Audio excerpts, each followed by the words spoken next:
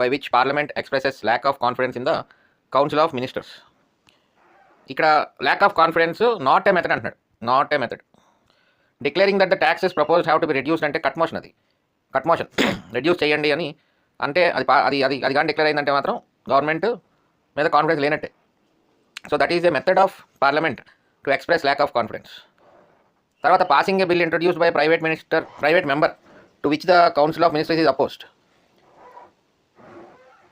ఇది not in particular. ఇక్కడ ఏమి కౌన్సిల్ ఆఫ్ మినిస్టర్స్ మీద ల్యాక్ ఆఫ్ కాన్ఫిడెన్స్ ఉండాలని ఇక్కడ ప్రూవ్ అవ్వదు. Rejecting A bill introduced by minister అనేది మళ్ళీ it is a method for expressing lakh of confidence. ఇక్కడ నాట్ ఏ మెథడ్ అంటాడు కాబట్టి ఇక్కడ ఆప్షన్ ఏమవుతుందంటే సెకండ్ ఆప్షన్. ఇప్పుడు ఒక ప్రైవేట్ మెంబర్ బిల్లు పాస్ అయినంత మాత్రాన it is not lakh of confidence on the council of ministers.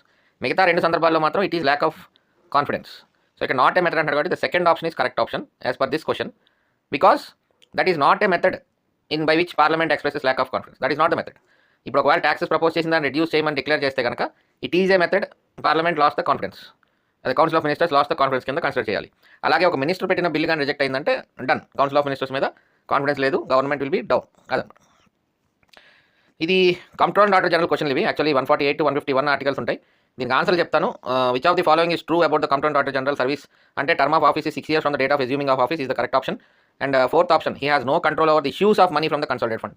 Issue చేయడానికి కంట్రోల్ ఆర్డర్ ఏమీ పర్మిషన్ అక్కర్లా, ఓన్లీ అప్రోప్రియేషన్ బిల్ ఉంటే చాలు. కన్సాలిడేట్ ఫండ్ ఆఫ్ ఇండియా డబ్బులు వచ్చే బయటికి అప్రోప్రియేషన్ బిల్ ఉండాలి, బిల్ పాస్ అవ్వాలి. ఇక్కడ vacation of the office is on attaining the age of 60 years if earlier అనేది కరెక్ట్ కాదు. 65 years టర్మ్ ఆయనకి. If earlier than the expiry of the specified term అనేది రాంగ్ ఆప్షన్.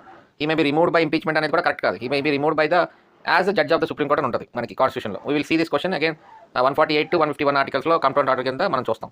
సో ఇక్కడ రాంగ్గా print అయినట్టుంది question ఈ బుక్లో. తర్వాత 142 క్వశ్చన్లో which of the following ensure the independence of C&AG అని వచ్చింది. ఇక్కడ ఏంటంటే only the president can remove him on the grounds of proved misbehaviour అనేది కరెక్ట్ స్టేట్మెంట్ కాదు. ఎందుకంటే C&AG అనే ఆయన ఒక జడ్జ్ ఆఫ్ సుప్రీం కోర్ట్ ఎలాగైతే రిమూవ్ అవుతారో ఈయన కూడా అలాగే రిమూవ్ అవుతారు అనమాట. అలాగే so that is not the statement here. అంటే ఇండిపెండెన్స్కి దానికి సంబంధం లేదు, అండ్ రాంగ్ స్టేట్మెంట్ కాబట్టి. తర్వాత సెకండ్ స్టేట్మెంట్ ఏంటి?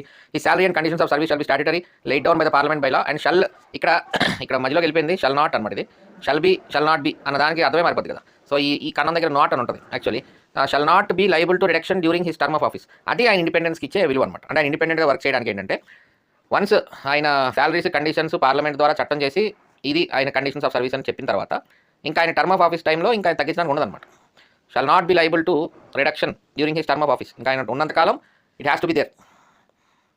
ఆయన వెళ్ళిపోయిన తర్వాత then it can be change again by law. మళ్ళీ కండిషన్స్ మార్చచ్చు అని పార్లమెంట్ కెన్ డూ ఎనీథింగ్.